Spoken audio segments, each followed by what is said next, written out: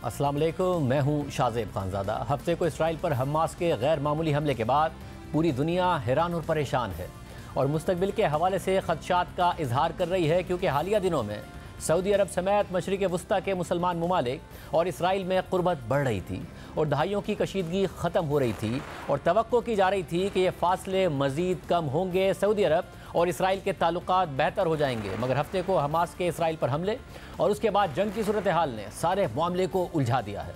मगर अहम बात यह है कि ख़ुद इसराइल समेत पूरी दुनिया को अभी तक ये समझ नहीं आ रही है कि दुनिया के ताकतवर तरीन और जदीद तरीन हथियारों से लैस फ़ौज और इंटेलिजेंस नेटवर्क को हमास ने कैसे नाकाम कर दिया और इतनी बड़ी और मुनज़्ज़म कार्रवाई करने में कैसे कामयाब हो गया, जिसे खुद इसराइल अपना 9/11 करार दे रहा है। हमास की इस कार्रवाई के नतीजे में इब्तिदा में इसराइल को संभलने का मौका तक नहीं मिला और उसका इंटेलिजेंस और डिफेंस सिस्टम मुकम्मल तौर पर नाकाम नजर आया। दुनिया का एक ताकतवर तरीन और बेहतरीन मिसाइल शिकन सिस्टम आयरन डोम भी इसराइल को हमास के रॉकेट हमलों से ना बचा सका। मीडिया रिपोर्ट्स के मुताबिक हमास के जंगजुओं ने हफ्ते की सुबह एक साथ ज़मीनी, फ़िज़ाई और समंदरी तीनों रास्तों से इसराइल पर हमले किए। सिर्फ चंद मिनटों में हज़ारों रॉकेट्स इसराइल की सरजमीन पर फायर किए गए। सिर्फ यही नहीं, फ़िज़ाई हमलों के दौरान ही हमास के दर्जनों जंगजू गजा की पट्टी में इसराइली बाड़ को तोड़ते हुए इसराइल के अंदर दाखिल हो गए। वहाँ पर फौजी तंसीबात और सिविलियंस मकामात को निशाना बनाया, सिविलियंस को निशाना बनाया और साथ ही फौजियों समेत दर्जनों इसराइली शहरियों को यरगमाल बनाकर अपने साथ ले गए, जिनमें इसराइली फ़ौज का एक आला ओहदेदार भी शामिल है। हमास ने फिलहाल यरगमालियों की लिस्ट जारी नहीं की है, लेकिन दावा किया जा रहा है कि यरगमालियों की तादाद 130 से ज़ायद हो सकती है। हमास ने अपने इस ऑपरेशन को तूफ़ानुल अक्सा का नाम दिया है। इस गैर मुतवक्के ऑपरेशन के बाद हफ्ते को ही इसराइल ने ऐलान जंग कर दिया और गजा की पट्टी पर फ़िज़ाई हमले शुरू कर दिए, जो अब तक जारी हैं। इसराइल की तरफ से मुसलसल बमबारी की जा रही है। गजा में रिहायशी इलाकों और बिल्डिंग्स को भी निशाना बनाया जा रहा है। गुज़िश्ता रोज़ अल जज़ीरा और BBC की बराह रास्त कवरेज के दौरान इसराइली फोर्सेज ने इमारतों को निशाना बनाया, जिसे TV पर दुनिया ने देखा। फ़लस्तीनी वज़ारत सेहत के मुताबिक गजा में इसराइल के हमलों से मारे जाने वाले फ़लस्तीनियों की तादाद 560 हो गई है, जबकि 2900 फ़लस्तीनी ज़ख्मी हुए हैं। इसके अलावा अक़वाम मुत्तहिदा के मुताबिक गजा में इसराइली हमलों के बाद 1,23,000 से ज़ायद फ़लस्तीनी बेघर हो चुके हैं और अक्सर लोग स्कूल की इमारतों में पनाह लेने की कोशिश कर रहे हैं, मगर स्कूल्स की इमारतों में गुंजाइश ख़त्म हो गई है। इसराइली मीडिया के मुताबिक हमास के हमलों में 73 इसराइली फ़ौजियों समेत 1000 अफराद हलाक हो चुके हैं, जबकि 2000 से ज़ायद ज़ख्मी भी हैं।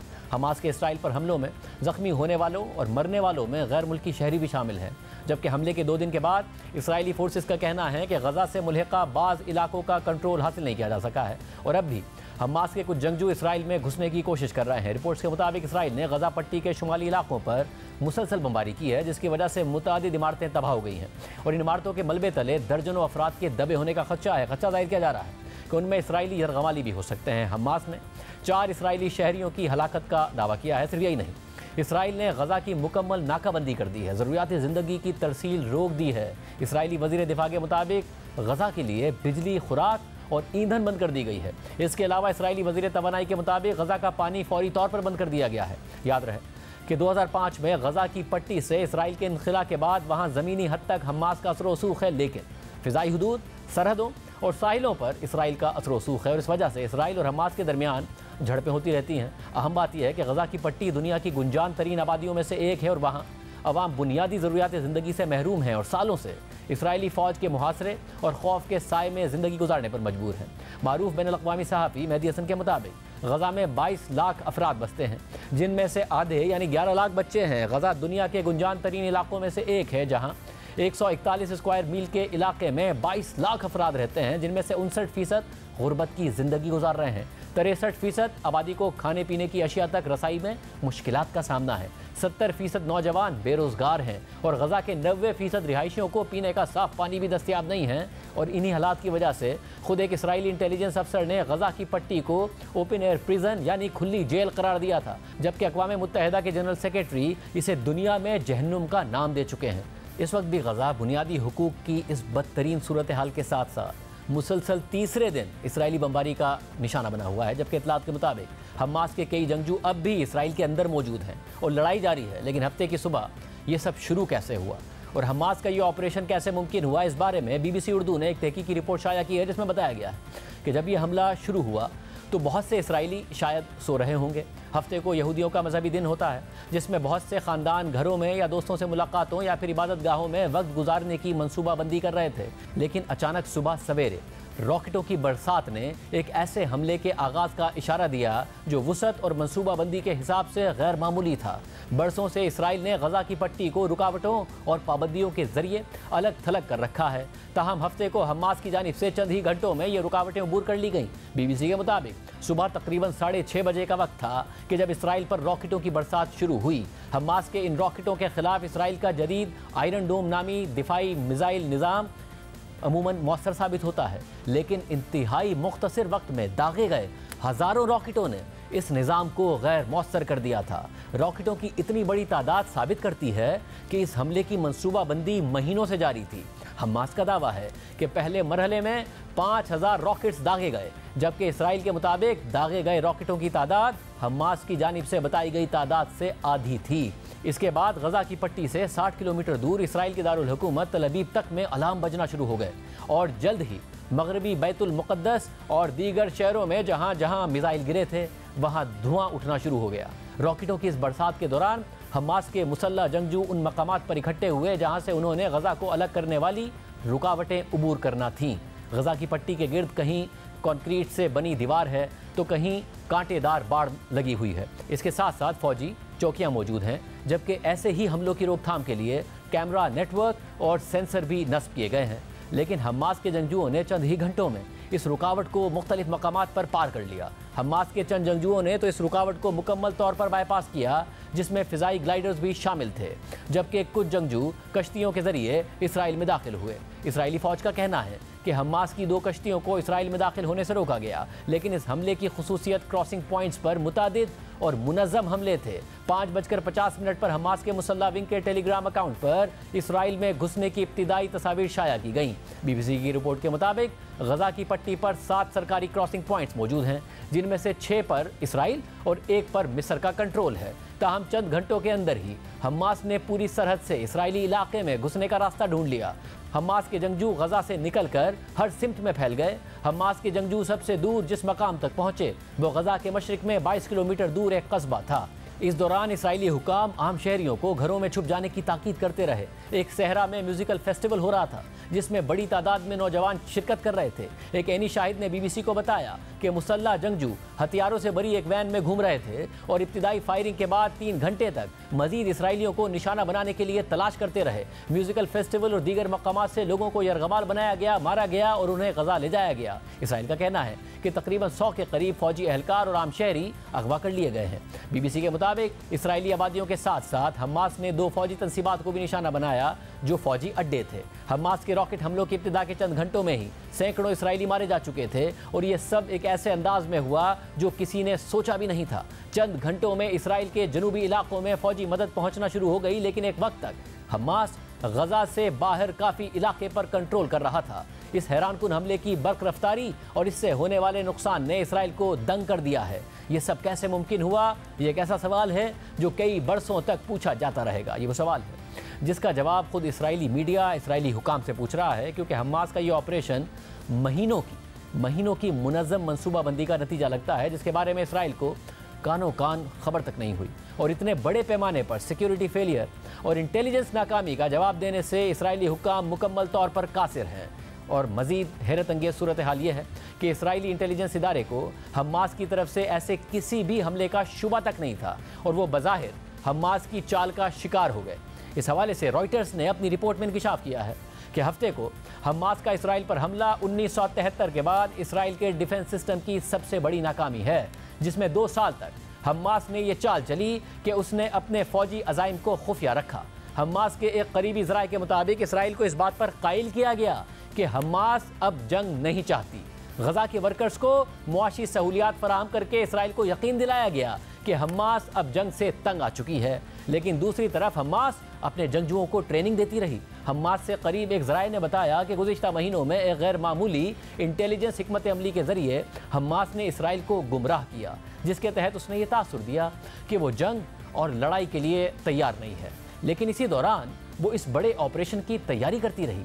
इसराइली दिफाई अफवाज के तर्जुमान के मुताबिक ये हमारे लिए 9/11 था उन्होंने हमें काबू कर लिया और समंदर, फिजा और ज़मीनी रास्तों से अंदर घुसकर हमें सरप्राइज कर दिया। हमास से करीब एक ज़राए ने मजीद बताया कि हमास की तैयारियों में सबसे अहम अंसर यह था कि उसने अपनी तैयारी के दौरान गजा में एक फर्जी इसराइली बस्ती कायम की थी जहां वो हमले की मशक करते थे और इसकी वीडियोस तक बनाते थे। इसराइल ने यकीनन ये सब देखा था, लेकिन उन्हें यकीन था कि हमास तसादुम की ख्वाहिश नहीं रखता। इस दौरान हमास ने इसराइल को इस बात पर कायल करने की कोशिश की कि उसे इस बात की ज़्यादा परवाह है कि गजा के अवाम को बॉर्डर के पार रोजगार तक रसाई मिले। हमास को एक नई जंग शुरू करने में कोई दिलचस्पी नहीं है। इसराइली फौज के एक और तर्जुमान के मुताबिक हमने यकीन कर लिया था कि गजा के अवाम के इसराइल में काम करने और गजा में पैसे लाने से हालात एक खास हद तक पुरसुकून होंगे, लेकिन हम गलत थे। इसराइल के एक और सिक्योरिटी ज़राए ने तस्लीम किया कि हमास ने इसराइल की सिक्योरिटी सर्विसेज को धोखा दिया। उन्होंने हमें सोचने पर मजबूर किया कि उन्हें पैसा चाहिए, मगर वो इस पूरे दौरानिये में मशकें करते रहे, ड्रिल्स करते रहे, जब तक कि उन्होंने फसाद शुरू नहीं किया। इसराइली इंटेलिजेंस और सिक्योरिटी इदारों की ये बहुत बड़ी नाकामी है, क्योंकि वो 2 साल तक हमास के मंसूबे को पहचान ही नहीं पाए और मुकम्मल तौर पर नाकाम हो गए, जिस पर इसराइल समेत पूरी दुनिया से उन पर सवालात उठ रहे हैं। इस हवाले से BBC की रिपोर्ट में लिखा है कि इसराइली हुक्काम से जब ये सवाल किया जा रहा है कि बेहतरीन वसाइल की मौजूदगी के बावजूद ये कैसे मुमकिन हुआ कि इसराइली इंटेलिजेंस को इस हमले की खबर तक ना हो सकी, तो उनका जवाब है कि हमें नहीं मालूम कि ये सब कैसे हो गया। BBC के मुताबिक इसराइल की दाखिली इंटेलिजेंस शाबाक, उसकी बैरूनी खुफिया एजेंसी मोसाद और इसराइली डिफेंस फोर्सेस के तमाम वसाइल के बावजूद ये हैरानकुन है कि किसी को भी इस हमले की तवक्को तक न थी, और अगर थी भी तो वो इसको मौसर अंदाज में रोकने में नाकाम रहे। इसराइल के पास पूरे मशरिक़ वुस्ता की सबसे ज़्यादा वसाइल वाली और वसी इंटेलिजेंस सर्विस है। उनके मुखबर और एजेंट फ़लस्तीन, लेबनान, शाम और दीगर ममालिक में भी मौजूद हैं। गजा और इसराइल के दरमियान सरहदी बाड़ के साथ साथ कैमरे और ग्राउंड मोशन सेंसर्स भी मौजूद हैं। इसके अलावा इसराइली फ़ौज बाकायदगी से गश्त भी करती है। खारदार तारों की बाढ़ को किसी भी किस्म की दरअंदाजी को रोकने के लिए एक स्मार्ट बैरियर समझा जाता रहा है, ताहम इस हमले के दौरान ये रुकावट भी कारगर साबित ना हो सकी। इस तरह का पेचीदा और मरबूत हमला करने की मंसूबाबंदी करना, जिसमें पहले रॉकेट्स को ज़ख़ीरा किया गया और फिर हज़ारों रॉकेट्स फायर किए गए और ये सब इसराइली फोर्सेस की नाक के नीचे से कर गुजरना, इससे हमास की लाजवाब ऑपरेशनल सिक्योरिटी के लेवल का अंदाज़ा होता है। इसराइली हुकाम ने बताया है कि इस बारे में वसी पैमाने पर तहकीकात का फैसला किया गया है और तफ्तीश का आगाज़ हो गया है और उनके मुताबिक ये कई सालों तक जारी रह सकता है। ताहम इस वक्त इसराइल के सामने इससे भी ज़्यादा मुश्किल फैसले करने का वक्त है। सबसे पहले तो उसे अपने जनूबी सरहदों में दरअंदाजी को रोकने के बारे में सोचना है और हमास से इसराइली इलाकों पर हासिल किया गया कंट्रोल वापस लेना है। गजा को इसराइल ने महसूर किया हुआ है, बिजली, पानी और खुराक की तरसील रोक दी है, बार बार हमले किए जा रहे हैं। बात करेंगे गजा से। सहाफ़ी वफ़ाल दीनी हमारे साथ मौजूद हैं। वफ़ाल दीनी, थैंक यू। हमास के हमलों के जवाब में इसराइल की तरफ से सिविलियंस पर एयर स्ट्राइक्स और बिजली, पानी और ईंधन की पाबंदियों के हालात यहाँ मीडिया पर भी रिपोर्ट हो रहे हैं, अवाम यहाँ पर देख रहे हैं। अब इस वक्त क्या सूरत हाल है वहाँ? असल में यहाँ गजा की पट्टी पर सूरत-ए-हाल बहुत ही ख़राब और भयानक है। यहाँ पर जंगी जराइम किए जा रहे हैं और बैनुल-अक़वामी बरादरी उन पर खामोश बैठी है। हमें दिन में 3 घंटे से भी कम बिजली मिल रही है और अक्सर घरों में पानी भी नहीं होता, और क्योंकि सारे रास्ते बंद कर दिए गए हैं इसीलिए ईंधन भी दस्तयाब नहीं है। इसराइली हमलों में बहुत सी ख़वातीन और बच्चे घरों पर हमलों में मारे जा चुके हैं। जब लोगों के घरों पर हमले किए जा रहे हैं, क्या पनाह लेने के लिए कोई जगह है वहां पर, या कोई ऐसी जगह नहीं है जहां वो पनाह ले सकते हैं?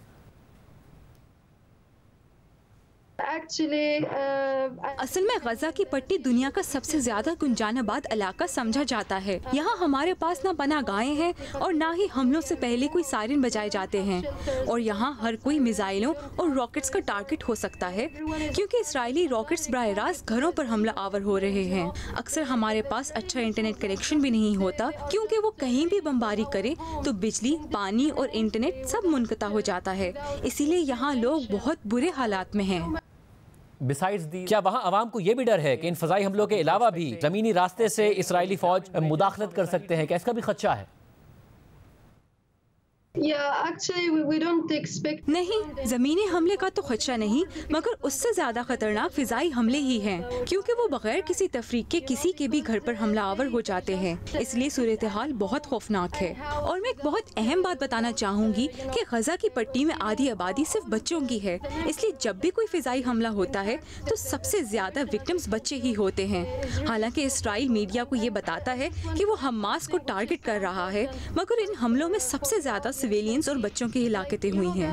हमें लगता है कि दुनिया अगर इसी तरह खामोश रही तो हमारी मुसीबतों में बहुत इजाफा हो जाएगा। थैंक यू वफाल दीनी फॉर टेकिंग आउट टाइम। नाज़रीन, हालात आपने देखे हैं, सारी दुनिया की इन हालात पर इस वक्त नज़र है। प्रोग्राम ब्रेक शामिल करते हैं और आम पर बात करेंगे। मेरा सवाल अपनी जगह ठहरा, हुजूर आप जवाब तो दे दीजिए। जी, my lord, with utmost respect, I am not reading it as utmost respect को छोड़िए, सिर्फ जवाब दे दीजिए। अच्छा सर, आपके साथ वक्त की कमी है। जी, I know my lord, I'm just saying that subject to law, subject means some kind of restriction। और मैंने आपसे आप देखें, जो मैंने सवाल है उसका तो आप जवाब नहीं। मैं आ तो जाऊँ उसमें, आप आएंगे तो अगर दिन निकल जाए, मैंने कहा अगर ये हम लफ्ज काट दें subject to the constitution and फर्क क्या पड़ेगा फिर? जी, ये इसका सवाल का जवाब दीजिए। फर्क नहीं पड़ेगा, लेकिन पॉइंट इज दैट नहीं पड़ेगा ना। नहीं, लेकिन थैंक यू। नहीं, इशू ये चलिए नेक्स्ट पॉइंट। नहीं सर, पहले अभी सुन तो लें, मैं कंप्लीट तो कर लूं सर आपकी इजाजत से। I've been thinking about this since the case started. Why subject to the constitution? Because everything is always subject to the constitution. Mr. Zubairi, I just want to say one thing. Each one of us may have their views. Let them be expressed in judgments. I want to hear counsel. ये मुकालमा chief justice of Pakistan justice Qazi Faez Isa, supreme court bar association के सदर आबिद ज़ुबैरी और justice Munib Akhtar के दरमियान उस वक्त हुआ जब सुप्रीम कोर्ट का full bench supreme court practice and procedure act के खिलाफ दरख्वास्तों की तीसरी बराह रास्त समाअत कर रहा था। चीफ जस्टिस जस्टिस काजी फाइजीसा की सरबराही में आज फुल कोर्ट ने प्रैक्टिस एंड प्रोसीजर एक्ट के खिलाफ तीसरी समाअत की, जो बराह रास्त दिखाई भी गई। आज समाअत के दौरान चीफ जस्टिस जस्टिस काजी फाइजीसा समेत दीगर जजेस ने चीफ जस्टिस का इख्तियार, पार्लियामेंट के इख्तियार और आर्टिकल 184(3) के इस्तेमाल पर बहस की। एक मरहले पर चीफ जस्टिस काजी फाइजीसा ने आइन के आर्टिकल 184(3) के पाकिस्तान में इस्तेमाल के हवाले से रिमार्क देते हुए सवाल किया कि क्या ह्यूमन राइट्स सेल का हमारे अपने रूल्स में कोई तस्करा है? इससे पहले दुनिया हम पर उंगली उठाए, मैं अपने ऊपर उंगली रखता हूँ। 184(3) जो है ना का इस्तेमाल कैसे हुआ है पाकिस्तान में? हकीकत क्या है? ह्यूमन राइट्स सेल कोई रूल में उसका तस्करा है? बताइए है। किसी कानून का तस्करा है? बताइए है। अभी तो हम चलें पार्लियामान को तो छोड़ दें, हमारे अपने रूल्स में उसका तस्करा है। अब 184(3) जहाँ तक हेबस कॉर्पस की बात है उसका तो रूल में तस्करा है, मगर जो दूसरे इख्तियारात इस्तेमाल किए गए हैं 184(3) के तहत, उनका रूलों में तस्करा था नहीं था, कैसे इस्तेमाल किया गया? और अगर आप कहते हैं कि रूल की भी ज़रूरत नहीं उधर, अब तो हम रूल से भी चले गए ना। 191 ये तो नहीं देता है इजाज़त के चीज़ बना सकता है रूल, या ह्यूमन राइट सेल बना सकता है, या तो क्या ये है? तो वहाँ तो आप अपनी आंखें बंद कर रहे हैं। इससे पहले कि दुनिया हम उंगली उठाए, मैं अपने ऊपर उंगली रखता हूँ। कुछ केसेस की नौयत थी कि बिल्कुल वो एक जनरल पब्लिक इंटरेस्ट के आप मैटर में आप ला सकते हैं उनको, कुछ थे बिल्कुल पर्सनल हो गए थे केसेस। सुप्रीम कोर्ट ने गलत नहीं, सुप्रीम कोर्ट के एक चीफ जस्टिस ने अगर गलत किया तो पार्लियामेंट को तो ये गलती नहीं करना चाहिए। तो कम से कम वहाँ ज़्यादा वजन नहीं होगा कि वो तो कम से कम कानून के मुताबिक एक चीज़ करना चाह रहे हैं। दौरान समाअत सुप्रीम कोर्ट बार के सदर आबिद ज़ुबैरी के साथ चीफ जस्टिस जस्टिस काजी फाइजीसा का बार बार तल्ख मुकालमा हुआ, जबकि दरख्वास्त गुजार के वकील इम्तियाज़ सिद्दीकी के साथ भी चीफ जस्टिस की तलखी हुई। आप कर चुके हैं, कोई और रह गया? आइए इधर से। कौन? मैंने नहीं किया। नहीं, आप उस दिन चले गए थे। Attorney, please don't interrupt. Attorney general, will you lead the arguments और will you respond to the arguments? Yes, I will respond, my lord. Mr. Sir, this is very unfair. My lord, the Chief Justice is very unfair. आपने कहा था कि attorney general साहब को argue करने दें, हम आपको बाद में सुनेंगे। अब आप दिखाइए, ऑर्डर शीट दिखाइए। जी दिखाइए। This is very unfair. I will not argue if you don't want to hear me, but don't put things which are factually incorrect.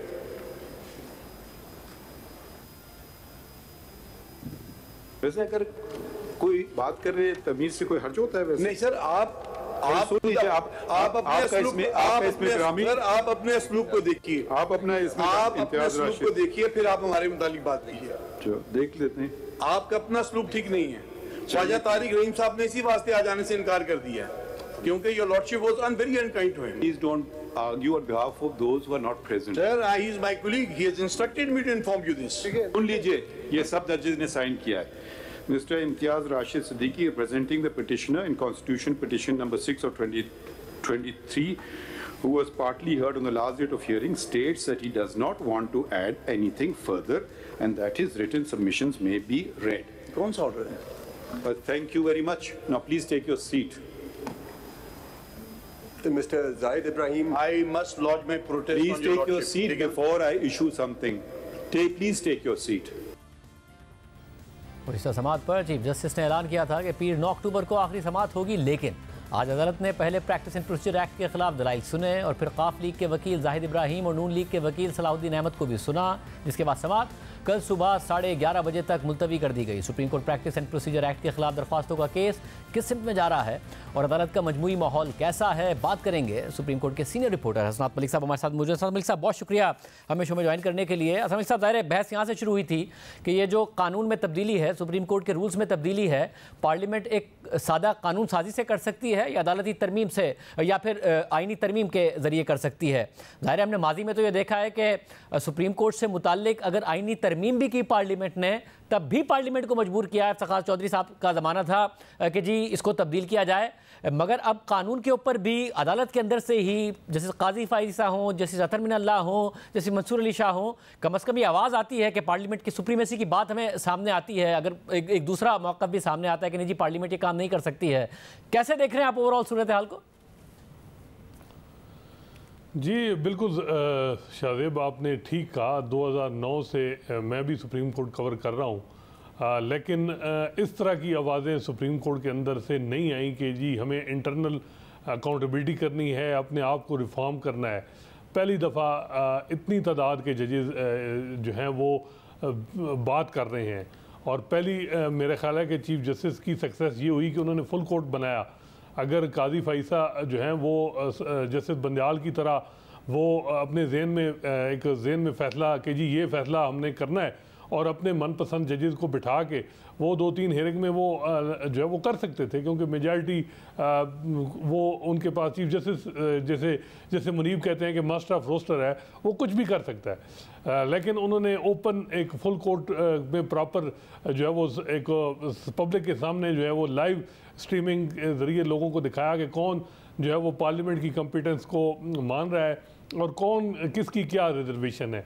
इसमें कोई शक नहीं कि दूसरी तरफ भी जो रिजर्वेशन है कि इंडिपेंडेंस ऑफ जुडिशरी के नाम पे उनमें वज़न होगा, लेकिन ये है कि जो कुछ चीफ जस्टिस साहिबान करते रहे हैं माजी में उसका कोई दिफा नहीं कर रहा। चाहे वो ह्यूमन राइट सेल हो, उसमें जिस तरीके से वर्किंग चलती रही और ह्यूमन राइट सेल का रिकॉर्ड भी बताया जा रहा है कि वो भी नहीं मिल रहा। एक चीफ जस्टिस ने 35,000 फाइल जो थी अपने दौर की उनको तलब कर दिया।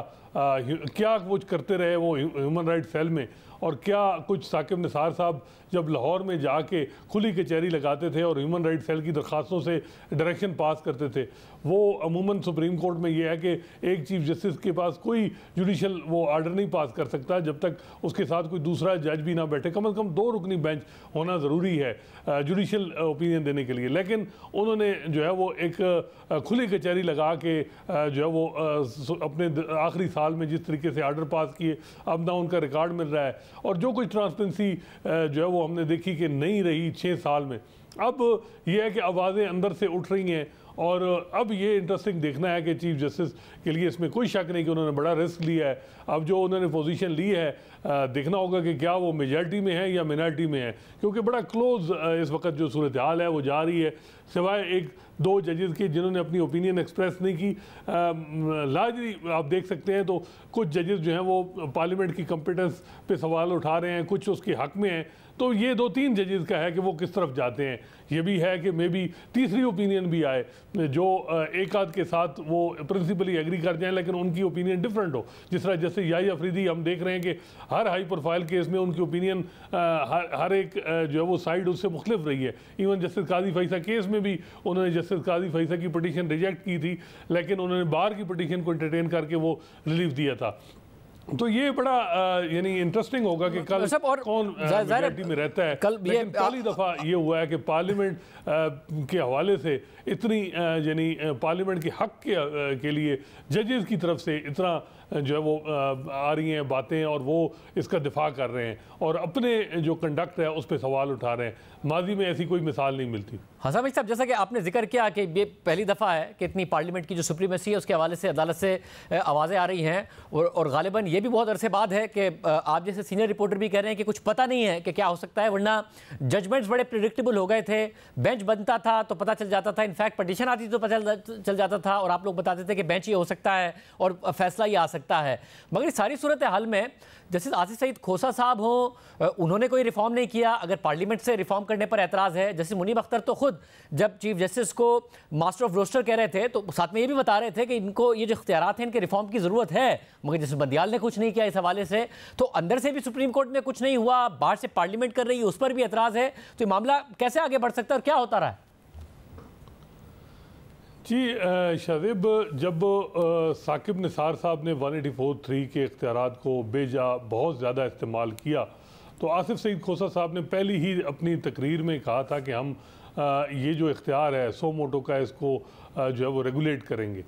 जब फुल कोर्ट मीटिंग फरवरी 2019 में बुलाई गई तो उन्होंने उसमें एजेंडा रखा और अपना एक पूरा जो रिफॉर्म थी, एक सजेशन कि किस तरह 184(3) को रेगुलेट करना है और वो जो ये कानून है इस वक्त supreme court practice and procedure act तकरीबन मिलता जुलता ही वो सारी चीज़ें थी कि किस तरह जो है वो सो मोटो इनिशिएट होगा, क्या राइट ऑफ अपील दी जाएगी। लेकिन वो जजेस ने नहीं उनकी बात मानी। जब वो रिटायर हो रहे थे फिर उन्होंने फुल कोर्ट मीटिंग बुलाई, लेकिन किसी ने उनको मेजॉरिटी ने इंडोर्स नहीं किया और फिर ये डिसाइड हुआ कि जी कोई कमेटी बना दी जाए। लेकिन उनकी रिटायरमेंट के बाद गुलजार अहमद ने बजाय इसके कि वो उस आगे उस एजेंडे की पाए तकमील की तरफ जाते, उन्होंने तो वो जो प्रेसिडेंट आसिफ सईद खोसा फॉलो कर रहे थे कि सीनियर मोस्ट जजेस ही 184(3) के केसेस सुनेंगे, वो उसको उससे हट के उन्होंने पिक एंड चूज़ की और अपने लाइक माइंडेड जजेस को बिठाया। उमर अता बंदियाल साहब ने तो अपने दौर में कोई मीटिंग ही फुल कोर्ट नहीं बुलाई और कोई किसी किस्म की कोई इंटेंट ही नहीं शो की कि हमें जो है वो रिफॉर्म करने की ज़रूरत है। और बार बार यही कहा गया कि जी हमारे जो जजमेंट हैं वो बड़े वाज़े हैं कि 184(3) में किस तरह इस्तेमाल करना है। अच्छा, 184(3) में जो जजमेंट हैं वो उन्हीं जजेस के हैं जो बार बार जो है वो जो चीफ जस्टिस के करीब रहे हैं और चीफ जस्टिस की खुशनुदी हासिल करने के लिए उनके एजेंडे के लिए उन्होंने जजमेंट उसी तरह ही देते रहे हैं। और वो जजेस जो 184(3) पे जिनका क्रिटिकल व्यू है उनको नहीं बिठाया गया। जिस तरह जस्टिस काजी फैसल को 4 साल हार्डली कभी 184(3) के केस में कोई बिठाया गया हो। इसी तरह और भी कई जजेस थे, जैसे मंसूर अली शाह को भी कम जो है वो बिठाया गया। तो ज़्यादातर वो जजेस ही चीफ जस्टिस ने बिठाए जो उनके हम ख्याल थे। तो अब जो है वो जस्टिस काजी फैसल जो हैं जब उसके साथ जो वो जजेस जो समझते हैं कि जी पार्लियामेंट जो है वो हमें रेगुलेट कर सकती है, जो हमने नहीं किया, तो हम देख रहे हैं कि दूसरी तरफ अब ये बातें आ रही हैं कि जी कॉम्पिटेंस नहीं है, बातें ठीक हैं, रिफॉर्म होनी चाहिए, सुप्रीम कोर्ट में चीफ जस्टिस का इख्तियार रेगुलेट होना चाहिए, लेकिन हमें खुद करना चाहिए। और अगर हम देखें तो ये एक तरफ जो इस कानून की मुखालफत कर रहे हैं, चाहे वो ख्वाजा तारिक रहीम है, चाहे वो PTI है, चाहे जस्टिस बंदियाल हैं या वो जजेस हैं जो 6 साल में जिनकी जूरिस्प्रूडेंस किसी न किसी तरह PTI को फ़ायदा देती रही और नून लीग और दूसरी जमातों को जो है वो टफ टाइम मिलता रहा, वही जो है वो इस तरफ हैं।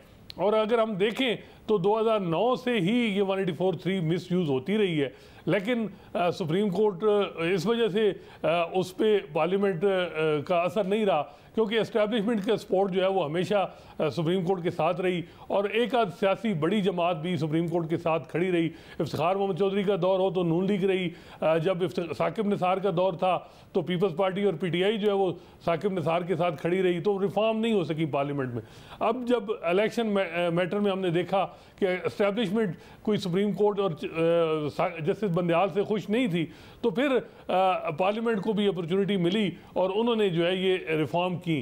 अदरवाइज़ ये जो है वो 14 साल से ही मिस यूज़ हो रही थी 184(3), लेकिन इसको कोई पार्लियामेंट नहीं कर पा रही थी। वजह थी कि सुप्रीम कोर्ट में के जो चीफ जस्टिस थे उनको एस्टैब्लिशमेंट की सपोर्ट थी और एक जमात जो है किसी न किसी तरह उनको सपोर्ट कर रही थी। बहुत शुक्रिया। हसन मलिक इस हवाले से तफसीलात बता रहे थे। प्रोग्राम में ब्रेक शामिल करेंगे, उसके बाद जिक्र होगा साइफर केस जिस तरीके से आगे बढ़ रहा है, इमरान खान के लिए खतरा बन सकता है। आज क्या हुआ है आपके सामने रखेंगे ब्रेक के बाद। आज चेयरमैन पीटीआई इमरान खान के खिलाफ साइफर केस में 2 अहम समातें हुई। एक अडियाला जेल में, जहां उन्हें चालान की कॉपी फराहम करते हुए फर्द जुर्म आयद करने की तारीख दे दी गई है, जबकि इस्लामाबाद हाई कोर्ट में इसी केस में इमरान खान की दरख्वास्त जमानत पर समात हुई। पहले बात करते हैं अडियाला जेल में होने वाली समात की। आज अडियाला जेल में ट्रायल कोर्ट ने इमरान खान और शाह महमूद कुरैशी को चालान की कॉपियां फराहम करते हुए 17 अक्टूबर को उन पर फर्द जुर्म आयद करने की तारीख दे दी है। ज़राए के मुताबिक आज समात के आगाज़ में चेयरमैन पीटीआई इमरान खान और शाह महमूद कुरैशी को अदालत से मुत्तसिल जालियों वाले कमरे में लाया गया। कमरा अदालत में पीटीआई वकला में से सलमान सफदर, नईम पंजोता और शेर अफजल मरवत मौजूद थे। पीटीआई वकला ने समात शुरू होते ही हाई कोर्ट में दायर दरख्वास्तों का हवाला दिया और समात मुलतवी करने की इस्तदा की, जिस पर जज अब्बुल हसन जुल्करनैन ने कहा कि आपके कहने पर चालान की कॉपियां तकसीम करने की तारीख रखी थी। हाई कोर्ट के स्टे का कोई फैसला दिखा दें, जिस पर पीटीआई के वकला खामोश हो गए।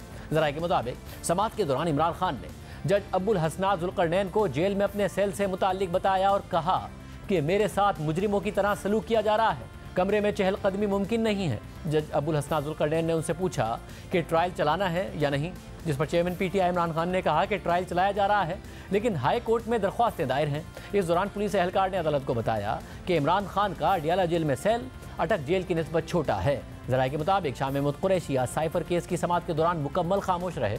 उन्होंने बताया कि गुज़िश्ता दिनों मेरी कमर में दर्द था, जेल हुक्काम ने मैट्रेस मुहैया कर दिया है और कोई शिकायत नहीं है। ज़राए के मुताबिक इमरान खान और शाह महमूद कुरैशी ने पहले चालान की कॉपियाँ वसूल की, लेकिन पीटीआई वकला की सरगोशी के बाद दोनों ने चालान वसूल करने से इनकार कर दिया। समात के बाद जज अब्बुल हसन जुल्करनैन ने इमरान खान के सेल का दौरा किया और इस दौरान सुप्रिंटेंडेंट जेल को इमरान खान के सेल में तोसी करने की हिदायत भी जारी की। जज अब्बुल हसन जुल्करनैन ने कहा कि इमरान खान के सेल में कायम दीवार तोड़ दी जाए। दीवार टूटने से चेयरमैन पीटीआई इमरान खान का सेल तकरीबन 30 फीट से 50 फीट तक का हो जाएगा, जिस पर सुप्रिंटेंडेंट अडियाला जेल ने यकीन दहानी करवाई कि सेल में कायम दीवार जल्द अज जल्द तोड़ दी जाएगी। आज इसी केस में इमरान खान की जमानत की दरख्वास्त पर इस्लामाबाद हाई कोर्ट में समात हुई, जहां इमरान खान की अहलिया बुशरा बीबी और बहन अलीमा खान भी कमरा अदालत में मौजूद थी। समात के आगाज़ में chief justice Islamabad high court justice Aamir Farooq ने कहा कि इस दरख्वास्त पर ओपन कोर्ट में समात का ऑर्डर दिया है। अगर कोई ऐसी चीज़ आती है जो हसास हो तो फिर दोनों वकला की मुशावरत से इन कैमरा दलाइल सुनेंगे। समात के दौरान चेयरमैन पीटीआई इमरान खान के वकील बैरिस्टर सलमान सफदर ने कहा कि इस एफआईआर का हर कॉलम अहम है। सेक्रेटरी दाखिला यूसुफ नसीम खोकर कंप्लेनेंट हैं। ऑफिशियल सीक्रेट एक्ट के तहत यह मुकदमा दर्ज किया गया। इमरान खान और शाह महमूद कुरैशी को इस एफआईआर में मुल्जिम नामजद किया गया। उन पर इल्ज़ाम है कि उन्होंने ज़ाती मकासद के हुसूल के लिए क्लासिफाइड डॉक्यूमेंट के हक़ाइक़ को ट्विस्ट किया है। सलमान सफदर ने अदालत को बताया कि एफआईआर के मुताबिक चेयरमैन पीटीआई ने सेक्रेटरी आजम खान को मीटिंग मिनट्स तैयार करने का कहा। साइफर को गैर कानूनी तौर पर पास रखने और गलत इस्तेमाल करने का इल्ज़ाम आयद किया गया है। कहा गया कि असद उमर और मोहम्मद आजम खान के किरदार को तफ्तीश के दौरान देखा जाएगा। एफआईए ने सेक्रेटरी दाखिला के जरिए ऑफिशियल सीक्रेट एक्ट के तहत मुकदमा दर्ज किया। इस दौरान जस्टिस आमिर फारूक ने पूछा कि मुकदमे के चालान में कितने अफराद को मुल्जिम बनाया गया है, जिस पर वकील सलमान सफदर ने उन्हें बताया कि चालान में साबिक वजीर आज़म और साबिक वजीर खारजा को मुल्जिम बनाया गया है। जस्टिस आमिर फारूक ने पूछा कि साइफर कोडेड फॉर्म में आता है, दिल्ली और वाशिंगटन से आ रहे होंगे, उन्हें डी कोड करने का क्या तरीका होता है। इस पर बैरिस्टर सलमान सफदर ने बताया कि हर एम्बेसी में ऐसे तरबियत याफ्ता अफराद होते हैं जो सीक्रेट कोड से वाकफियत रखते हैं। साइफर फॉरेन ऑफिस में आता है, डी कोड होने के बाद उसकी कॉपीज़ बनती हैं। साइफर की कॉपीज़ फिर आर्मी चीफ समेत 4 ऑफिस में तकसीम की जाती हैं। ये सीक्रेट डॉक्यूमेंट की सीक्रेट कम्युनिकेशन होती है। इस दौरान स्पेशल प्रोसिक्यूटर जुल्फिकार अब्बास नकवी ने अदालत को बताया कि फॉरेन सेक्रेटरी की डोमेन होती है कि साइफर किस किस को भिजवाना है। इस पर जस्टिस आमिर फारूक ने सवाल किया कि कोई स्टैंडर्ड प्रैक्टिस नहीं है कि किस किस ऑफिस को लाजमी जाना है। इस पर स्पेशल प्रोसिक्यूटर शाह खावर ने जवाब दिया कि जी, ये इस बात पर मुनहसर होता है कि साइफर का पैगाम किस नोयत और किस मैग्नीट्यूड का है। आखिर में ओरिजिनल साइफर रह जाता है, डिकोडेड टेक्स्ट नहीं। समात के दौरान चेयरमैन पीटीआई के वकील सलमान सफदर ने अपने दलाइल जारी रखते हुए कहा कि ऑफिशियल सीक्रेट एक्ट 1923 का 100 साल पुराना कानून है। इस एक्ट के अंदर किसी जगह साइफर का जिक्र नहीं। कहूटा प्लांट की तस्वीर लेकर दुश्मन मुल्क को दे दूं तो इस पर लगता है official secret act. Official secret act के सेक्शन 5A की सज़ा 14 साल कैद या सजाए मौत है। किसी दुश्मन मुल्क से साइफर शेयर नहीं किया, कौमी सलामती के हवाले से ऐसा कुछ नहीं किया। इस पर जस्टिस आमिर फारूक ने उनसे पूछा कि आप दुश्मन मुल्क किसको कहेंगे? अमूमन जंग के मौके पर होता है कि ये फलां दुश्मन मुल्क है। समाअत के दौरान चेयरमैन PTI के वकील बैरिस्टर सलमान सफदर ने ऑफिशियल सीक्रेट एक्ट के तहत FIR दर्ज करने पर कहा कि यहाँ कुलभूषण यादव, अभिनंदन या कहूटा प्लांट्स के नक्शे बनाने का वाकया नहीं हुआ है। पहले ये कानून पढ़ा और फिर कहानी लिखकर तमाम वही अल्फाज शामिल कर दिए गए। इस कानून को बेहतर करने की कभी ज़रूरत पेश नहीं आई। अब इसमें तरमीम करके साइफर को शामिल कर दिया गया। सलमान सफदर ने कहा कि कोशिश की गई है कि तब्दीली ले आएं, मगर इसका इतलाक इस FIR पर नहीं हो सकता। बदनीयती की बिना पर कानून में नई तरमीम की गई। ऑफिशियल सीक्रेट एक्ट में तरामीम चैलेंज भी की जा चुकी हैं। इस दौरान जस्टिस आमिर फारूक ने उनसे पूछा कि क्या पूरी दुनिया में कहीं भी साइफर पर कोई प्रोसिक्यूशन हुई है, जिस पर बैरिस्टर सलमान सफदर ने कहा कि माजी में कभी भी सिर्फ ऑफिशियल सीक्रेट एक्ट के तहत ट्रायल नहीं हुआ। हमेशा डिफेंस मामलात में आर्मी एक्ट, नेवी या एयरफोर्स के कवानीन के साथ ऑफिशियल सीक्रेट एक्ट का इतलाक किया गया है। इस दौरान उन्होंने 7 मुख्तलिफ केसेस के हवाले भी पेश किए और दलाइल जारी रखते हुए कहा कि जिस मुकदमे में ट्रायल कोर्ट एक दिन का भी फिजिकल रिमांड ना दे तो ये भी जमानत का ग्राउंड है। प्रोसिक्यूशन ने ट्रायल के फिजिकल रिमांड ना देने के फैसले को चैलेंज नहीं किया। मुझसे किसी किस्म की कोई रिकवरी नहीं हुई। फिजिकल रिमांड ना देने का ट्रायल कोर्ट का फैसला हतमी शक्ल इख्तियार कर चुका है। 16 अगस्त को दिए जाने वाले रिमांड के वक्त ना हमारी हाजिरी है, ना हमें पता चला। सलमान सफदर ने मजीद कहा कि 16 अगस्त के रिमांड का हमें 30 अगस्त को पता चला। इस केस में इमरान खान की गिरफ्तारी को 2 माह हो गए हैं। पटिशनर एक सियासी कैदी है। 20 से ज़ायद मुकदमात में जमानत मिली क्योंकि वो केसेस बदनीयती की बुनियाद पर बनाए गए थे। चेयरमैन PTI की उम्र 71 साल है। बड़ी सियासी जमात के सरबराह हैं। उन्हें सियासी इंतकाम का निशाना बनाया जा रहा है। सियासी मुखालिफिन के इमा पर मुकदमात दर्ज किए गए। उनके खिलाफ 40 केसेस सिर्फ इस्लामाबाद और 200 के करीब मुल्क भर में मुकदमात दर्ज किए गए। सबसे हैरत की बात यह है कि वजारत खारजा इस केस में मुद्दई क्यों नहीं बनी कि साइफर कहाँ है। इसके बाद इमरान खान की जमानत की दरख्वास्त पर समाअत जुमेरात तक मुलतवी कर दी गई। दूसरी जानिब आज इस्लामाबाद हाई कोर्ट में ही इमरान खान की जानिब से तोशाखाना केस में ट्रायल कोर्ट का फैसला मुकम्मल करदम करार देने की दरख्वास्त पर समाअत हुई, जबकि इस दरख्वास्त में रियासत को फरीक बनाने की इजाज़त देने की भी इस्तदा की गई है।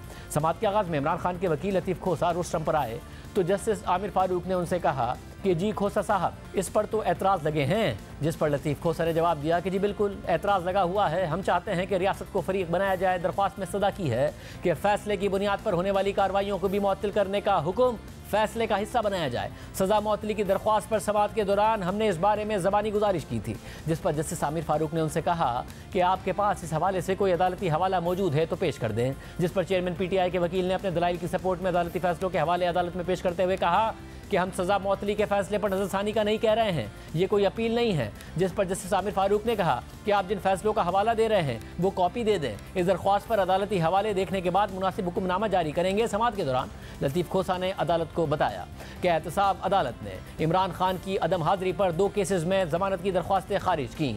इमरान खान गिरफ्तार थे, अदालत पेश होना उनके अख्तियार में ही नहीं था। एहतसाब अदालत के जज को यह बताया, मगर उन्होंने अदम हाजिरी पर ज़मानत की दरख्वास्तें मुस्तरद कर दी, जिसके बाद अदालत ने इमरान खान की दरख्वास्त पर नैब को नोटिस जारी कर दिया। इस पर उनके वकील लतीफ़ खोसा ने कहा कि इस केस को परसों के लिए रख लें, ये ना हो कि साइफर केस में जमानत हो तो इस केस में गिरफ्तार कर लिया जाए। इस पर जस्टिस आमिर फारूक ने कहा कि नोटिस कर दिया है, आइंदा हफ्ते देख लेते हैं। जिसके बाद अदालत ने फरीक़ैन को नोटिस जारी करते हुए समाअत आइंदा हफ्ते तक मुलतवी कर दी।